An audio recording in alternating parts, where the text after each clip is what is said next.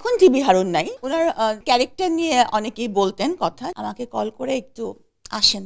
DB Harun সবাই চেনে, উনি আপনাকে প্রায় ডাকতো, অভিজ্ঞতা যদি বলতেন। প্রায় ডাকতো বলাটা ঠিক হবে না, যখন জেকেজির মামলাটা হলো, তো যারা ওখানকার ওনার বা যারা ইনভলভ, যারা তাদেরকে ধরে নিয়ে যাওয়া হলো।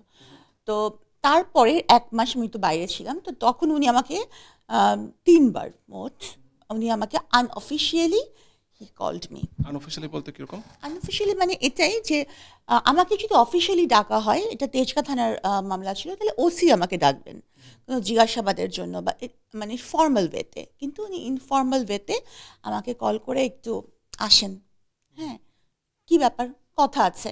তো মানে চা খাওয়ার দাওয়াত দিচ্ছে হয়তো ওনার মানে উনি তো মানে চা নাস্তা ভাত সবই খাওয়ান, হ্যাঁ।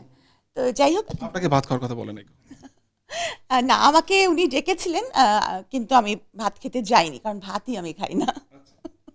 তো যাই হোক, আমি আসলে উনি ডেকেছিলেন, কিন্তু আমার মানে মানে পরিবার থেকে যেহেতু ওনার নামে কিছু গসিপ প্রচলিত আছে, আমি জানি না সত্য মিথ্যা, তো সেক্ষেত্রে কি গসিপ আসলে আমরাও জানি না, একটু যদি বলতেন।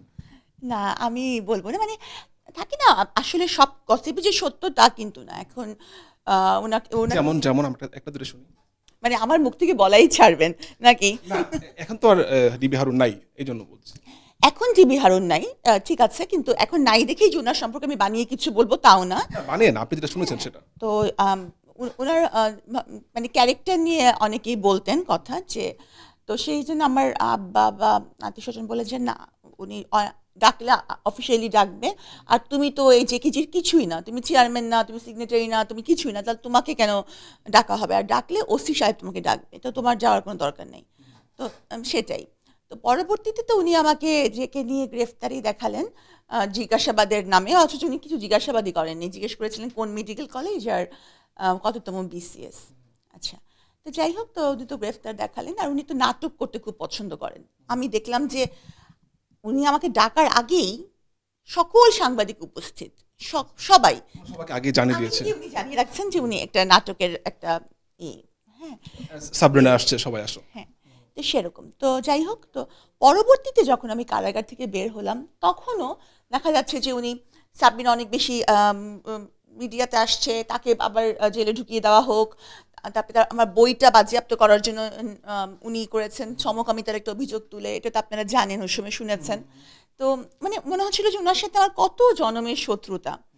তো ওনার যখন পতন হলো, তো তার কয়েকদিন আগে দিয়ে সাংবাদিকরা ওনাকে জিজ্ঞেস করেছিলেন যে আপনাকে নিয়ে এত গসিপ কেন, বা আপনাকে সবাই এত অপছন্দ করে কেন। তো তখন হচ্ছে উনি বললেন যে আমি তো আসলে বড় বড় সব অপরাধী ধরেছি, তো যেমন সাবরিনা, মনে হচ্ছিল যে আমি একেবারে তামিল সিনেমা স্টাইলে পালিয়ে যাচ্ছিলাম, আর উনি আমাকে খপ করে ধরেছেন, আর আমার কোটি কোটি টাকার মামলা, মানে এরকম একটা ওনার ভাব যে আমি তো অনেক বড় বড় অপরাধী ধরেছি। ওনার নামটা উল্লেখ করতে তখন পারিনি, এখন পাচ্ছি, কারণ তখন তো ভয়ে, ওনার এত শক্তি, ওনার ভয়ে কিছু বলা যেত না। উনি মোট 3 বার আপনাকে কল করেছিলেন, সেই কলগুলো কি দিনে হতো নাকি রাতে করতো? বিকেলের দুপুরের পরে বোধ হয়, এত আমার 5 বছর আগের ঘটনা, তো এত আমার মনে নাই, নির্দিষ্ট সময়ে না।